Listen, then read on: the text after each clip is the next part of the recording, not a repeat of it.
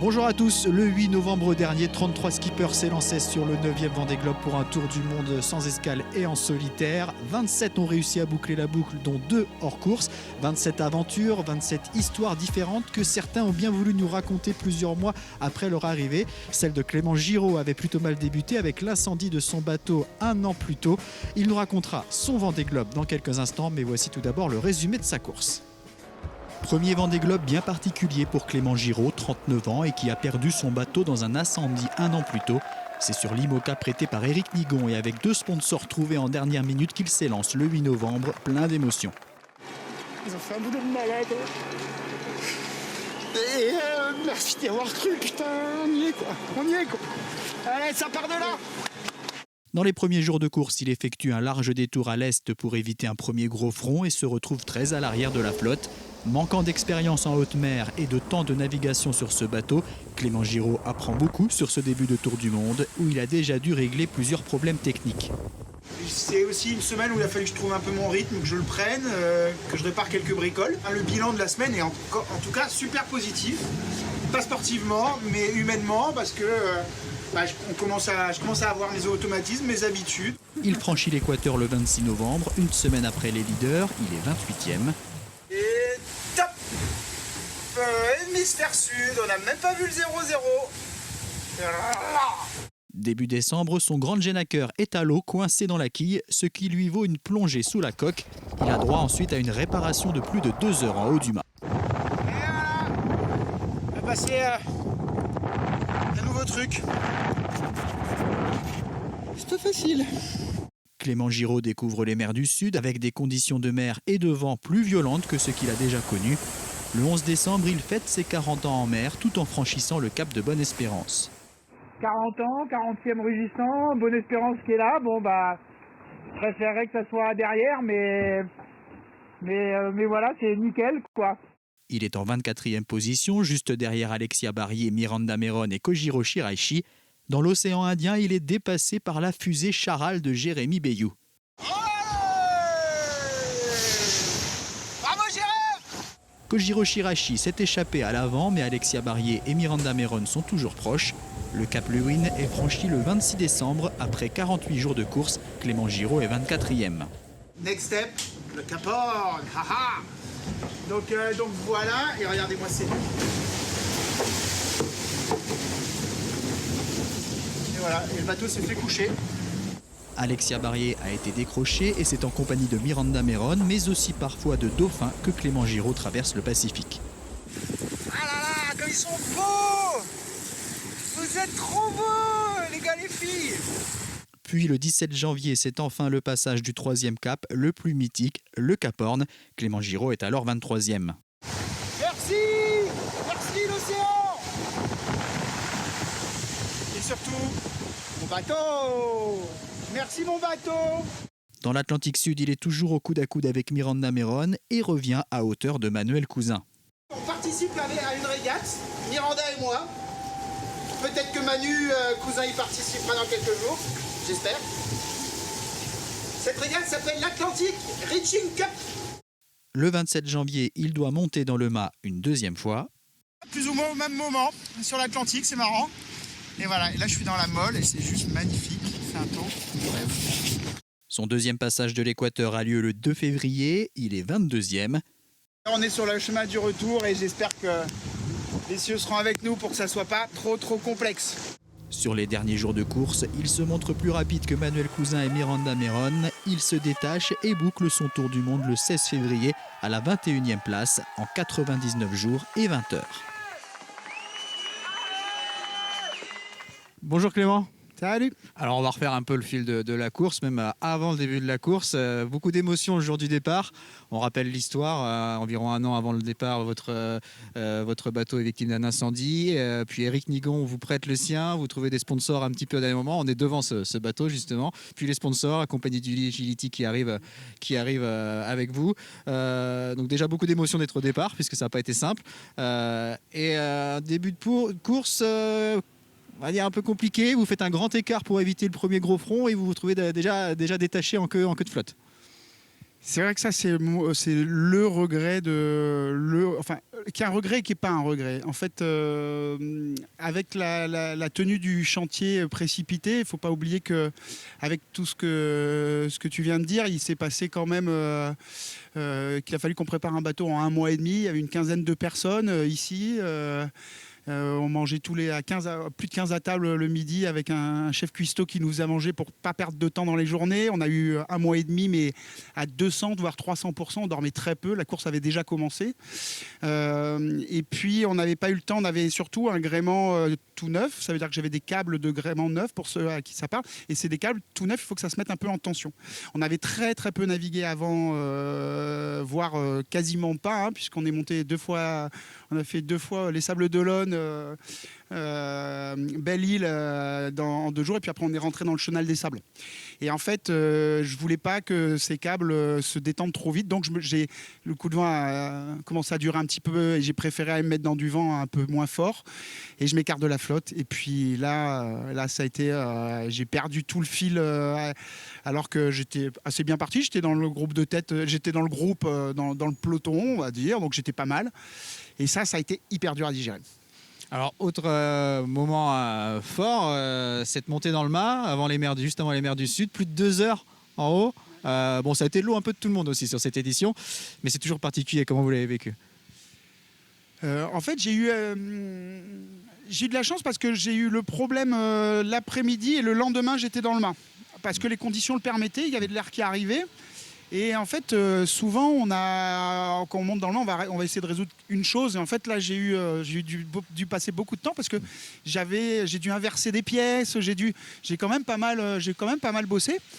Mais assez bien parce que aujourd'hui, rétrospectivement, ça a été très très long parce que j'ai commencé la manœuvre à 6h du matin au lever du jour pour pouvoir bien anticiper, parce que quand on monte dans le mât, il faut rien oublier parce qu'on monte pas 3 fois. Donc en fait, je reprenais ma procédure plusieurs fois. Et puis faut rien oublier dans le sac. Et puis il faut aussi avoir déjà préparer des plans B, des plans C si jamais la première petite ficelle, le boot comme on dit en bateau, si ce boot passe pas, j'avais fait plusieurs techniques de réparation et que j'avais tout ça dans le sac. Et j'ai commencé la manœuvre à 1h de l'après-midi, et donc en fait j'ai plus de 6 heures de préparation pour monter dans le mât. Et une fois effectué, c'est vrai qu'après j'étais rincé, mais les images sont magnifiques. C'est vrai que c'est ce grand rétrospectivement, ça valait peut-être le coup en fait. Et donc découverte des mers du Sud avec des vagues que vous n'avez jamais peut-être pas connues encore, des vents aussi très très forts. Comment vous évoluez dans ce pas nouvel environnement, mais un environnement encore un peu plus grand que ce que vous aviez connu? Eh ben finalement assez bien en fait. Je suis rétrospectivement toujours, hein, parce que c'est plus facile après. Je suis rentré. Le problème, c'est que j'avais jamais navigué sur ces bateaux. Pourtant, j'en avais fait quand même pas mal avant. Mais du portant très fort, c'est-à-dire vraiment du pur vent arrière avec beaucoup de houle, j'en avais jamais fait puisque j'ai été privé de ma Transat Jacques Vabre il y a 2 ans, dû à l'incendie du bateau. Et du coup, j'avais peu de connaissances du comportement des bateaux dans ce temps-là. Donc, c'est un peu ça que j'ai appris. Et puis, c'est monté crescendo. Et là, j'ai vraiment commencé à prendre mon pied. Alors, impressionnant au début. Je ne savais pas toujours comment réagir au tout début. Puis après le premier, j'ai pris le deuxième, j'ai un peu plus. Et puis le troisième front, ça commençait à être quasi normal. Et puis je suis vraiment rentré dans le rythme. Mais sans oublier qu'en fait, on est un peu des animaux. À ce moment-là, j'ai vraiment l'impression d'être devenu un peu un animal. On en avait déjà beaucoup parlé avec d'autres skippers avant, cette sensation-là. Et en fait, je crois qu'on devient un peu bestial. On devient rapide, mais quand même conservateur sur le matériel. Moi, j'avais toujours, en plus, j'avais envie de ramener vraiment son bateau à Eric. J'avais envie de terminer cette histoire. Donc, il y a des fois, j'ai un peu levé le pied, comment on va dire. Mais en fait, il fallait lever le pied à ce moment-là. J'ai pu aller très vite à certains moments. Et je pense que j'ai levé le pied au bon moment. Donc je pense que si c'était à refaire, je remettrais un petit peu de cette dose de je veux arriver dedans. Voilà. Alors quand vous dites on devient animal, on devient bestial, ça se traduit comment ? Eh ben, en fait, c'est... moi, je sais que les communications se sont pas mal réduites à ce moment-là. J'ai pas eu nécessairement envie d'écrire, j'ai pas eu nécessairement envie de me retrouver terrien à ce moment-là. Donc ça se traduit par, en gros, je vais où, à quelle vitesse, est-ce que je suis bientôt allé, et surtout manger, boire, dormir. Manger, boire, dormir. Et laisser finalement peu de place aux rêveries et rester très très très concentré sur ce qu'on a à faire. Et parce que ça change très vite et qu'il faut être vraiment une notion d'être encore plus sur le qui-vive que sur la descente ou sur la montée de l'Atlantique. Enfin, pour moi en tout cas. Alors, vous fêtez vos 40 ans le 11 décembre dans les 40e, justement. Au passage du Cap de Bonne-Espérance, exactement. Le même jour. Et un peu plus tard, donc 25 décembre, là, c'est peut-être quelque chose qui vous ramène justement à la vie terrienne, les fêtes de Noël. Et j'ai cru comprendre que ça n'a pas été un moment très, très facile pour vous. Ouais, non, c'est un peu dans la continuité de ce que je venais de dire, c'est que oui, le plaisir d'apporter à ma famille ce minimum de paternité dans ces temps familiaux, on va dire.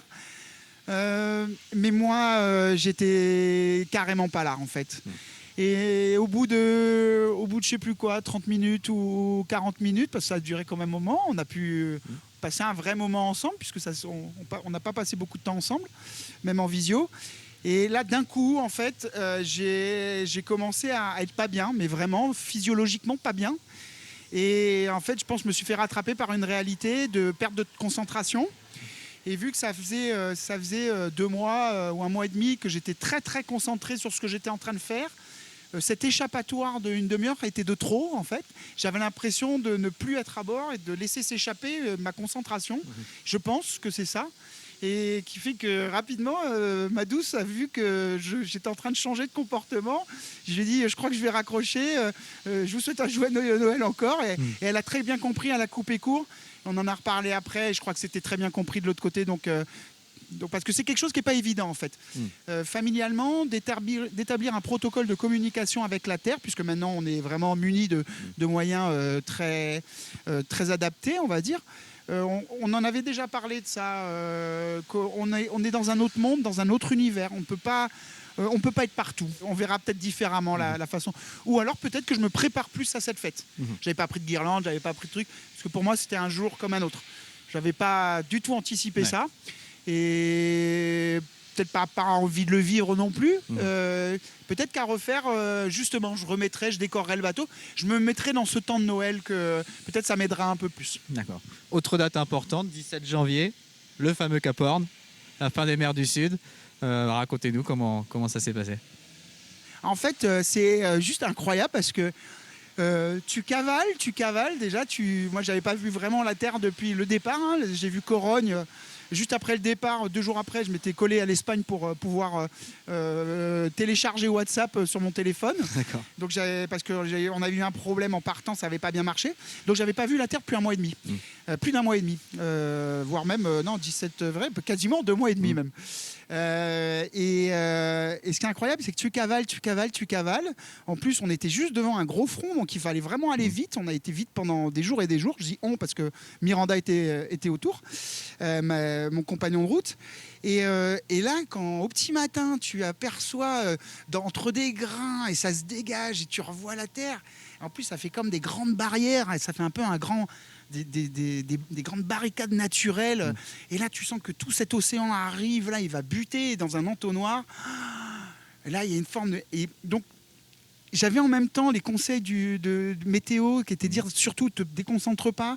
Tu as l'habitude d'aller très vite depuis un moment. Ça, c'est les choses qu'on avait anticipées avant le départ. Dire fais attention parce que tu vas très très vite sur la Terre. Et il y a une notion de vitesse, de route, de rapprochement qui est très très rapide. Et j'avais très peur de me retrouver à aller trop jouer dans les cailloux et finalement de me faire peur, donc j'avais un peu cette anxiété, donc j'ai très peu dormi. Et mais c'était tout mêlé, sentiments tout mêlés une forme de soulagement, une forme d'être arrivé là, mais c'est là que j'ai compris en fait ce que je venais de boucler le tour de l'Antarctique en fait. J'avais pas réalisé avant, je crois. Ensuite, la remontée de l'Atlantique. Donc là, on retrouve petit côté régate quand même avec notamment Miranda Meron qui est à vos côtés. Il y a eu Manuel Cousin pendant un moment, donc une remontée assez intéressante. Et puis cette arrivée, vous parliez de sentiments mêlés au passage du Cap Horn, mais qu'à l'arrivée c'est un peu la même chose. Alors, ce qui était rigolo, je vais faire comme une continuité à ce que je viens de dire et pour aller dans ton sens. En fait, juste après le Cap Horn, où je m'écarte un peu parce qu'il y avait un gros coup de vent qui devait arriver, et je tombe un petit peu dans un vent très mou pour m'écarter avant de refaire route vers le nord. Et là, je tombe dans un centre dépressionnaire, ce qui fait que assez faible, du coup j'ai plus de vent, je tricote pour essayer de me sortir de la zone, je fais même du pré-serré, et là je m'énerve de m'être planté. En fait, j'ai pas eu du tout ce que les fichiers météo avaient prévu. Et là je me plante et je m'énerve un petit peu. Le lendemain matin, je suis assez nerveux, j'arrive pas à me sortir du truc. Ça vraiment, je pense un peu énervé à bord. Et puis je me dis mais là, il faut que tu fasses un holà à ces 2 mois et demi là. Il faut que tu marques la barrière. Alors, je suis entré dans le bateau, j'ai allumé le moteur pour allumer le chauffage, pour allumer du chauffage parce qu'il tourne avec mon moteur. Et là, j'ai fait bouillir de l'eau et je me suis douché dans mon bateau. Je me suis rasé, j'ai sorti des fringues propres. Et là, j'ai mis de la musique, j'ai dit nouveau départ, nouvelle donne. Maintenant, je rentre à la maison en régate. Donc là, j'étais plus en course, je me suis remis dans un mode régate. Et c'était un peu mon plan de départ, en fait, et de dire de là, il faut que tu ressortes en course, mais en régate. Et là, complètement une autre façon de voir les choses, complètement une autre attaque. J'ai attaqué. Là, vraiment, j'ai tiré sur le bateau. Et quasiment tout du long de l'Atlantique, j'ai tiré sur le bateau, vraiment plus. Et du coup, c'est arrivé avec un énorme front dans le golfe de... Je montre là parce que la mer est par là, on est à La Rochelle, et le golfe de Gascogne est juste là. Et du coup, attaquer en plus, les 4 derniers jours ont été juste dantesques pour moi. Et l'arrivée, c'est juste incroyable, quoi. Tu comprends pas, mais tu vois tout le monde arriver. Ça, c'est juste... quand au petit matin après le café, tu vois tous ces bateaux qui arrivent, qui suiveurs avec les enfants, la famille, les potes, les préparateurs, les journalistes. Et tu te dis, bon, là, je crois que j'ai compris, c'est terminé. Et donc vous terminez 21e en 99 jours et 20 heures. Vous avez dit après votre arrivée, de régatier, je suis devenu marin. Alors justement, quels ont été ces changements qui ont fait de vous un marin? Vous n'étiez pas marin avant? Probablement que si, mais marin dans le sens où je pense que ce long temps passé en mer, en plus avec du plaisir, même dans les galères, et je pense que j'ai appris à aimer la mer différemment, parce que quand on est tout seul, en fait, on vit beaucoup plus avec les éléments que quand on est en double ou en équipage. On pense que tous les petits signes, moi en tout cas, j'apporte beaucoup d'importance à l'environnement proche et cherche des signes pour me rassurer ou pour me dire fais attention ou des choses comme ça. Et donc cette écoute finalement est accrue, et je pense que c'est dans ce sens-là où je peux dire que je suis devenu un peu plus marin. Vous disiez prendre du plaisir même dans les galères. C'est vrai qu'on a eu beaucoup de galères et vous parliez de cet état bestial, animal dans lequel vous vous étiez mis à un moment. Pourtant, dans chacune de vos vidéos, il y avait toujours du positif, toujours des sourires. Même quand vous relatiez vos problèmes, c'était avec le sourire. Mais ma navigation a été comme ça en fait. Je voulais pas laisser le sentiment ça serait quoi comme sentiment ? De baisser les bras ou d'avoir une sensation en tout cas de ne pas être dans le jeu. Du coup, j'avais très souvent de la musique à bord. Je mettais du rythme, je mettais du rythme. Et franchement, ça a été assez gai à bord. Ça a été vraiment assez sympa. Et puis, hors de question de montrer les moments durs pour moi, ou d'introspection, où je pourrais un peu basculer dans le pathos. C'était hors de question. Je voulais vraiment pas, c'est pas ça que je voulais faire. On m'a pas obligé, encore moins dans les temps de confinement où les gens étaient vraiment obligés de rester chez eux. Moi, j'ai galéré pour y être. Je me suis battu pour y être. On s'est battu pour y être. Hors de question de pas donner quelque chose de positif.